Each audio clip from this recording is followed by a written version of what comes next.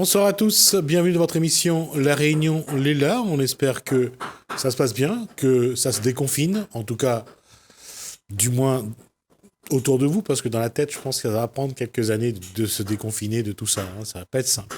Mais bon, on va essayer quand même de voir si cette souffrance qu'on a emmagasinée, qu'on a stockée depuis des mois, comment on peut essayer de l'évacuer. On en parle dans Cosmo Réunionnais.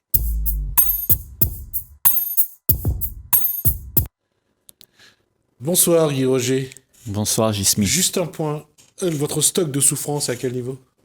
Mon stock de souffrance, Ouais. J'en ai pas. Ah.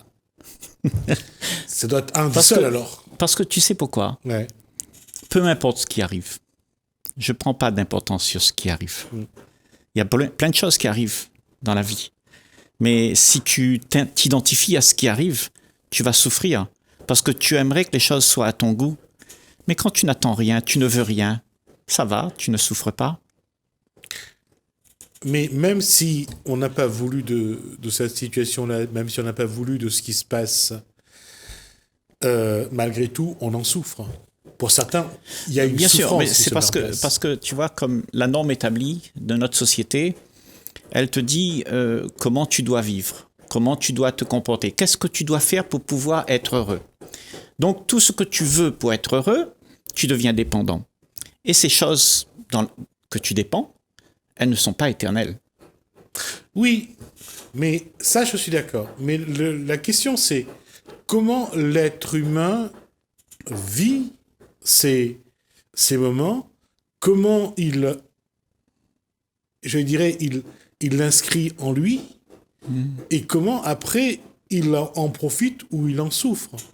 Oui, parce que quand c'est inscrit en toi, tu sais le plaisir que tu as eu hier, ça s'inscrit en toi. Ouais. Hein?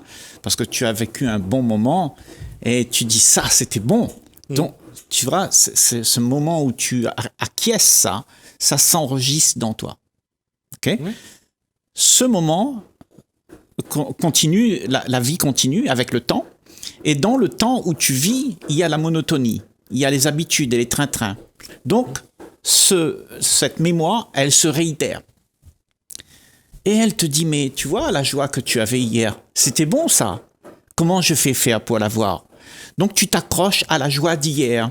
Tu t'accroches à tes idées d'hier. Tu t'accroches à tes plaisirs que tu as eus, mais tu ne vis pas l'instant qui vient. Parce que tu t'es accroché à ce que tu aimerais. C'est malheureusement ou heureusement humain de s'accrocher à des choses qui créent le plaisir, qui créent la joie, qui créent les émotions positives. C'est humain. Je ne dis pas que c'est bien. Je dis que c'est humain. Et non, après, de voir que l'individu, quel qu'il soit ou qu'elle soit, passe son temps à essayer de revivre ces moments-là. Et comme ces moments-là n'existent plus, on est voué à un désir de ce qui s'est passé. Tu sais, donc on poursuit son désir, toujours son désir, et ce désir n'est pas concret, n'est pas quelque chose de fiable, parce que ça vient du passé, c'est pas quelque chose qui existe. Ce que tu vas trouver dans ce que tu vas vouloir, c'est le désir que tu as de trouver ça. Et ce que tu vas trouver, c'est quelque chose qui est passé. Oui, mais il y a un moment, l'absence, la carence déclenche la souffrance. C'est ça. D'accord ? Et avec ce contexte sanitaire, par exemple, la souffrance, elle vient d'un manque, de cette carence. C'est-à-dire qu'il n'y a pas eu vraiment pour les malades, bien sûr, il y a la souffrance, mais pour ceux qui sont obligés de rester confinés, qui ne peuvent plus vivre des moments qui croient de liberté, des moments de plaisir, ça, quand il n'y a pas ça, il y a la souffrance. Parce que quand il y a ça, ce que tu vis n'est pas accepté, il y a la souffrance. C'est vrai. Parce que tu n'acceptes pas les faits de ce qui se vit là maintenant. Oui. Donc tu cherches quelque chose d'autre.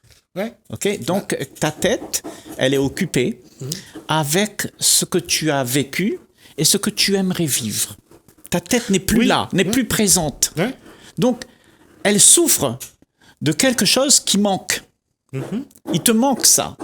Donc, elle souffre et toujours est dans l'activité de trouver ça pour pouvoir s'assouvir.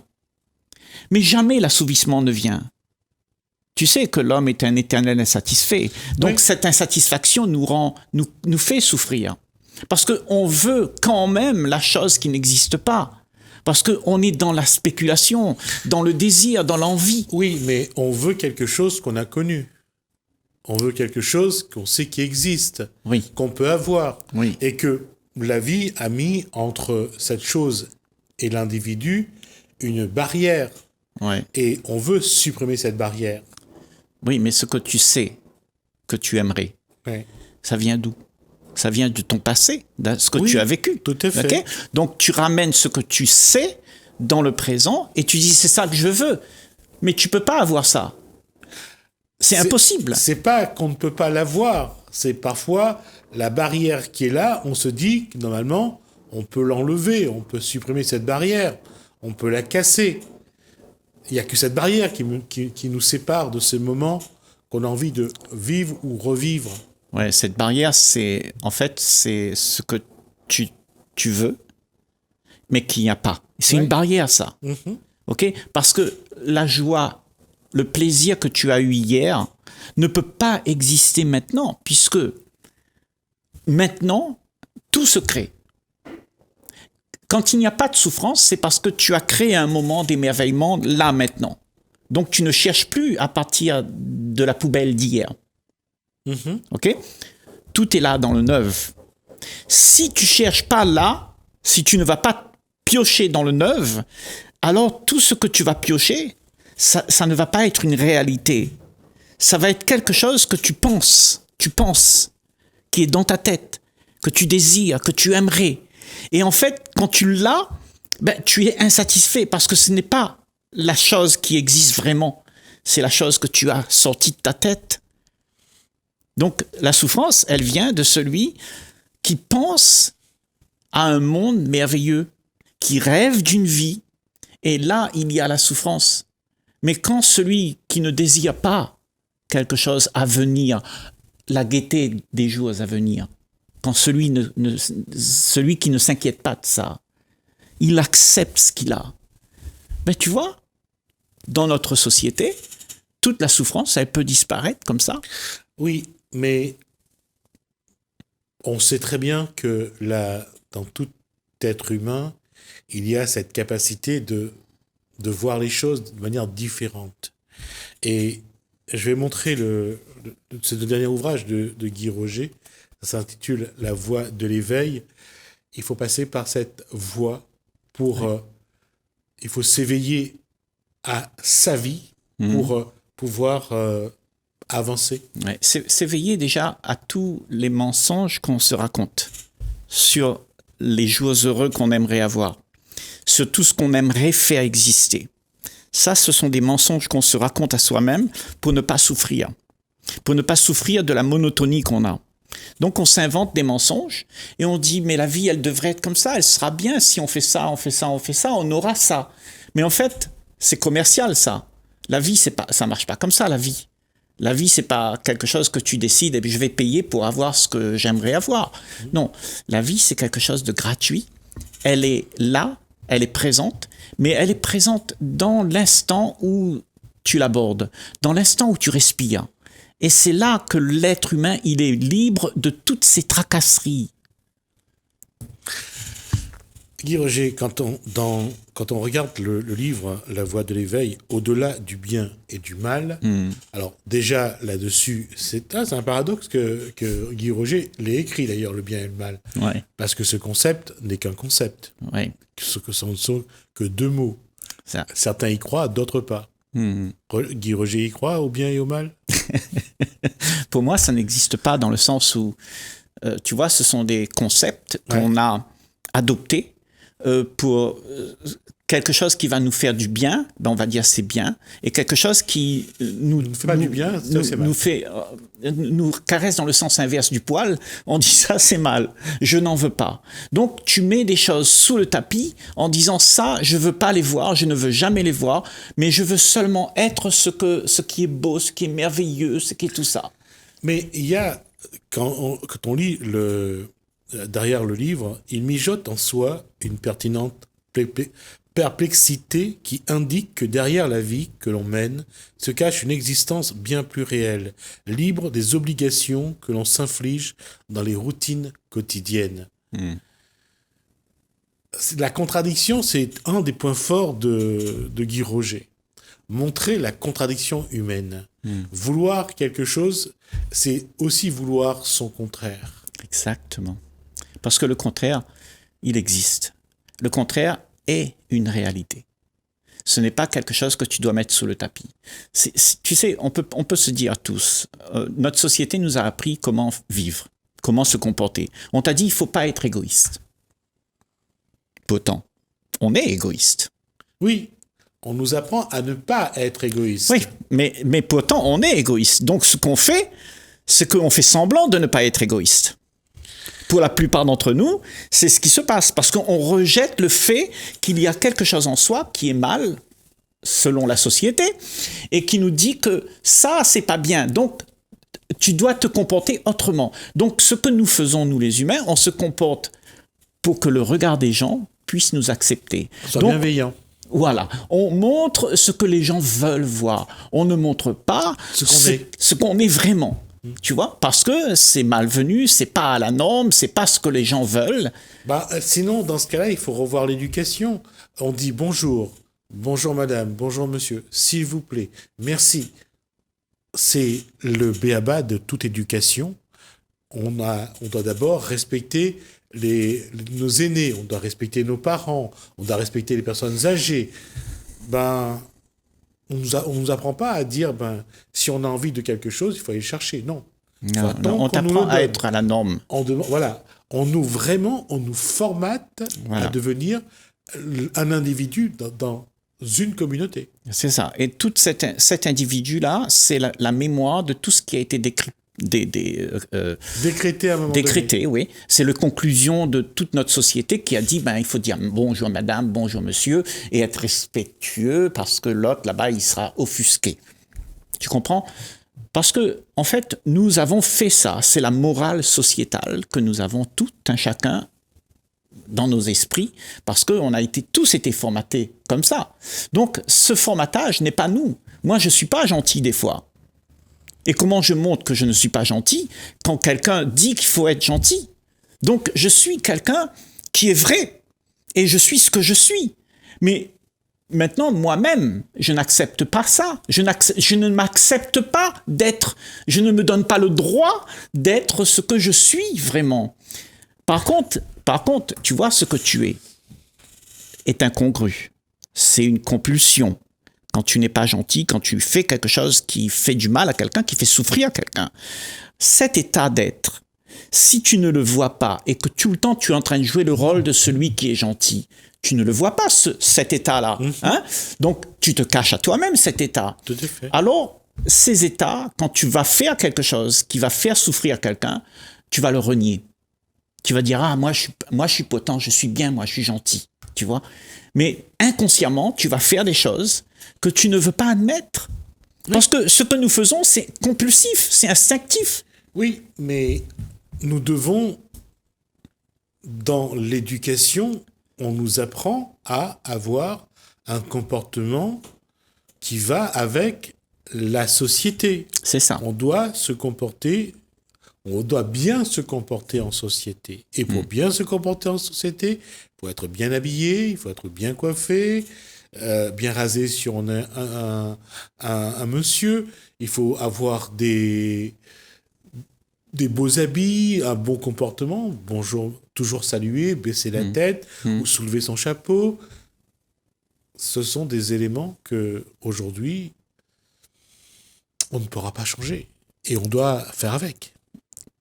Alors, si on doit faire avec ça, ça veut dire qu'on est foncièrement, on est faux, on se ment à soi-même.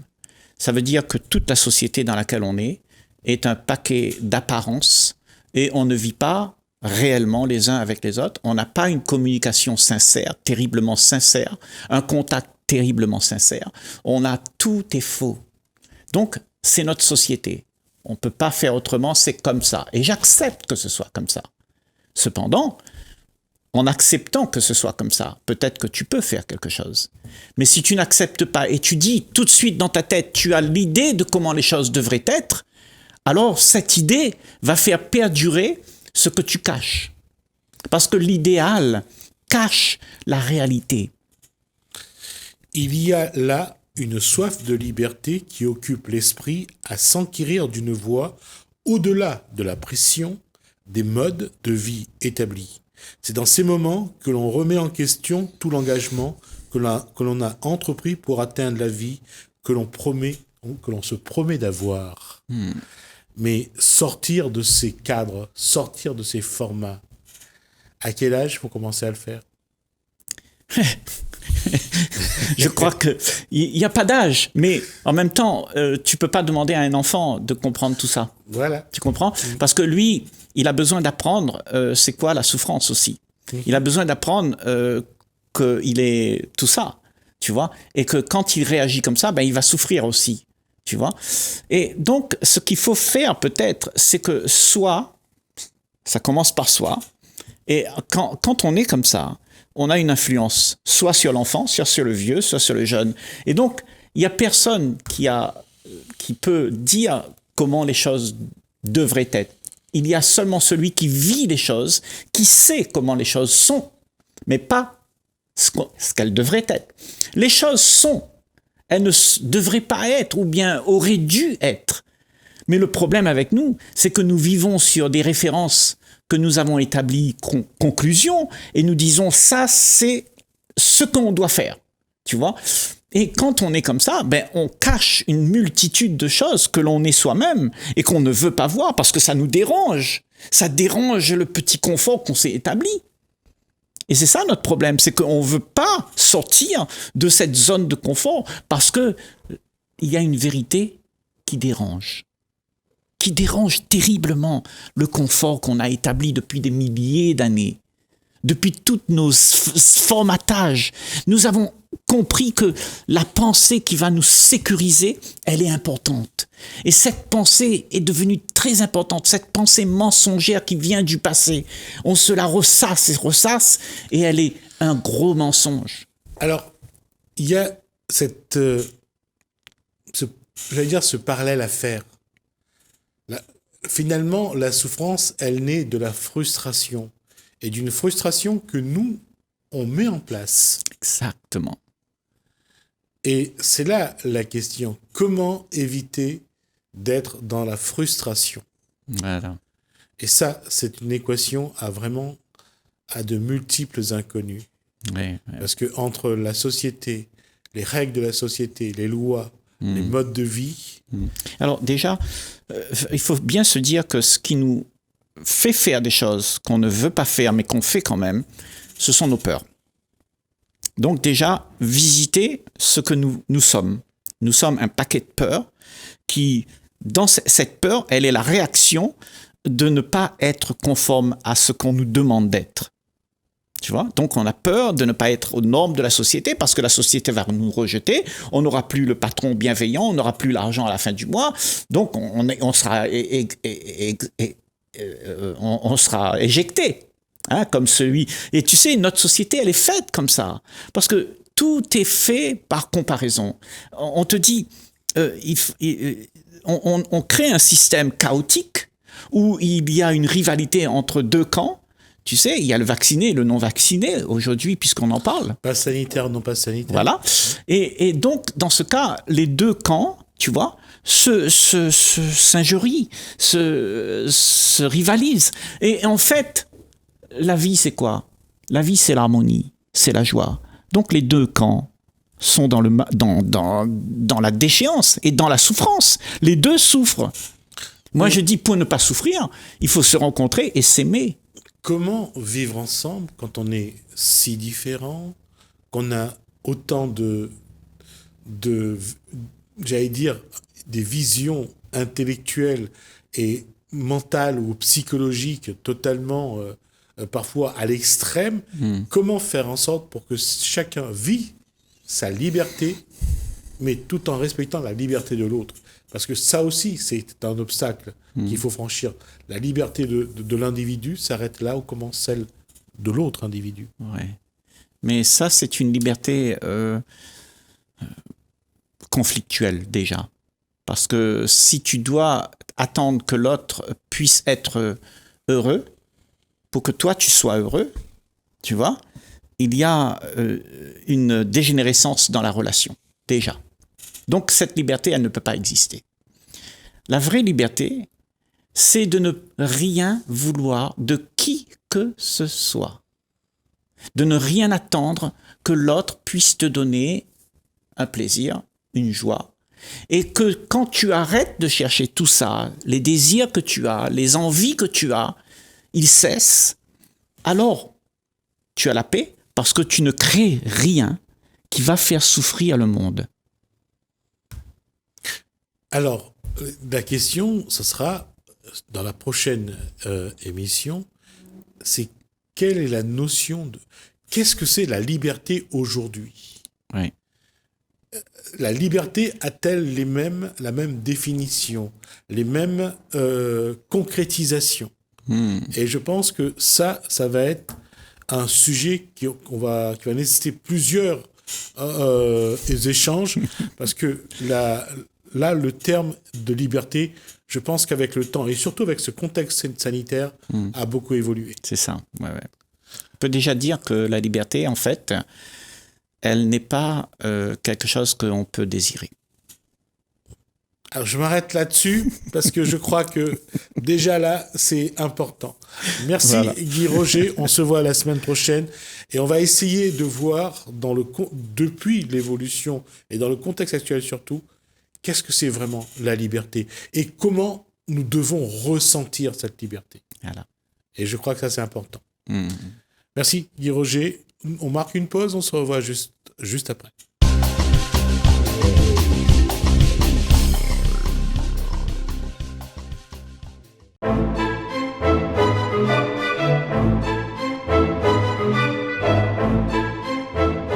Le défenseur syndical en fait, est nommé par la préfecture auprès de l'ADJECT sur une liste départementale où les salariés peuvent consulter et faire appel à ces défenseurs syndicaux pour venir en aide ou se renseigner sur leurs problèmes dans les entreprises ou aller défendre un dossier au prud'homme. Quel est votre champ d'intervention ? Alors, notre champ d'intervention est assez large, ça part de conseil, avant toute action.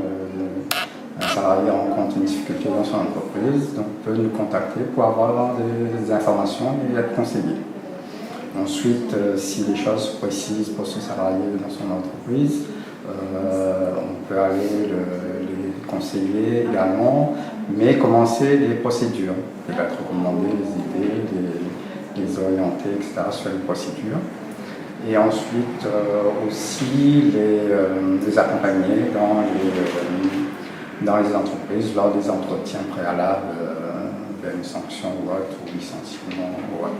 Et par la suite, si les choses perdurent, il y a licenciement ou autre, et le salarié souhaite présenter un dossier au prud'homme, contester son licenciement ou toute autre sanction.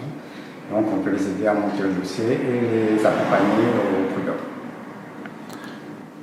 Généralement, quels sont les griefs à l'encontre du salarié qui sont généralement posés et que vous devez préparer le dossier ? En fait, beaucoup de dossiers pour licenciement. Et parmi ces dossiers, il y a aussi des salariés qui font des fautes qui ne sont pas acceptées par le patron, qui sont sanctionnables, mais et le patron ne respecte pas toutes les procédures et ne donne en fait pas tous les droits de licenciement aux salariés. Donc là, on engage une procédure pour réclamer des droits. Après, il y a des fautes qui ne sont pas, on va dire, justifiées, qui méritent de déposer un dossier au prud'homme pour annuler ou engager une procédure pour avoir des dommages et intérêts et réclamer des droits de licenciement pour les salariés qui n'ont pas eu aucune indemnité lors du départ.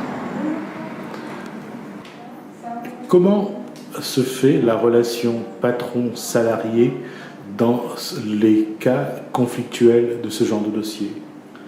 Alors ça se passe, je dirais, très mal lorsqu'il n'y a pas un délégué syndical, un représentant du personnel ou un défenseur syndical. On revient là-dessus. Alors justement, comment ça se passe? Alors donc ça se passe assez mal lorsque le salarié n'est pas accompagné d'un représentant du personnel, d'un délégué syndical ou d'un défenseur syndical, puisqu'il n'est pas concilié, il ne connaît pas ses droits. Et donc souvent des fois ça passe très mal, donc le patron lui, il subit en fait l'entretien. Et lorsqu'il y a un représentant, un défenseur syndical, il connaît ses droits, il y a une stratégie face au patron. Donc on essaie que l'entretien se passe mieux et que s'il y a des choses qu'on peut éviter, notamment le licenciement, on fait tout en sorte pour qu'on ait des pistes pour éviter les licenciements. Dans les cas que vous avez vus, combien de fois le patron a provoqué la situation et combien de fois le salarié a pu commettre volontairement ou involontairement les erreurs dont il est accusé? Alors, on va dire 50%. 50% des entretiens, des problèmes qu'il y a. On va dire le salarié a commis des fautes, mais après, on va dire par ignorance ou par autre chose, mais il a commis des fautes. Et parfois, la sanction est disproportionnée par rapport à la faute. Généralement, comment ce genre d'affaires se termine? Qui a gain de cause? On va dire, il y a des choses lors de l'entretien, ça dépend de l'état d'esprit du patron et de la relation que l'employé a dans l'entreprise et le patron. Donc ça, c'est tout un vécu dans l'entreprise qui est dans la balance et qui fait que le patron peut ne pas sanctionner, donner une deuxième chance aux salariés et lorsqu'il y a des bons rapports où le patron est indulgent. Donc, lorsque ça se passe mal au niveau de communication, ça va, il y a une sanction. Quelle est la meilleure façon de régler ce genre de problème entre patron d'un côté, salarié de l'autre? La discussion. Et j'ai terminé justement lors des entretiens préalables accompagnés des salariés, sur des dossiers même juste avant l'entrevue, ne pas avoir de piste ni de stratégie, mais lors de la discussion, parce qu'on n'a pas forcément toutes les informations lorsqu'on y va, c'est d'avoir le maximum d'informations. Il y a des petits détails qui nous échappent. Et la stratégie, on n'a pas forcément la stratégie avant d'arriver à l'entretien. Et lors de l'entretien, il y a des pistes comme ça qu'on arrive à trouver et qui fait qu'on évite la sanction et qu'on trouve une porte de sortie au conflit entre salariés et patrons. Ces dernières années, ces conflits ont tendance à diminuer ou à augmenter. Pourquoi? Beaucoup augmenté, puisque en fait, je reçois beaucoup d'appels au téléphone pour être conseillé, pour les aider à comprendre la situation et avoir une stratégie dans la suite de leur dossier. Et on constate bien que ici au syndicat de l'Est, le bon nombre de dossiers qu'il y a chaque année à monter au prud'homme. Pour les salariés qui se retrouvent dans cette situation, qui sont seuls, qui sont isolés, qui n'ont personne, comment ils peuvent vous contacter? Comment ils peuvent venir vers vous? Déjà, avant d'arriver dans une situation critique, il n'est pas défendu de se renseigner auprès d'un syndicat, soit auprès dans son entreprise ou un autre syndicat, c'est des situations qui vous intriguent et qui vous pensez que ça vous gêne et qui vous met mal à l'aise dans l'entreprise. Donc autant se prévenir que guérir, donc se renseigner déjà et ne pas entrer dans une procédure ou dans une procédure qui va vous faire perdre. Autant être bien accompagné et bien conseillé pour aborder les problèmes que vous rencontrez. Et donc, pour contacter un délégué syndical, moi je suis à la CGT, donc vous pouvez contacter soit la liste des délégués syndicaux de la TIEC. Je pense que sur Internet, on a la possibilité d'avoir cette liste-là et les noms et les contacts. Tout ça, vous venez directement au syndicat CGT Est ou Saint-Denis. Voilà.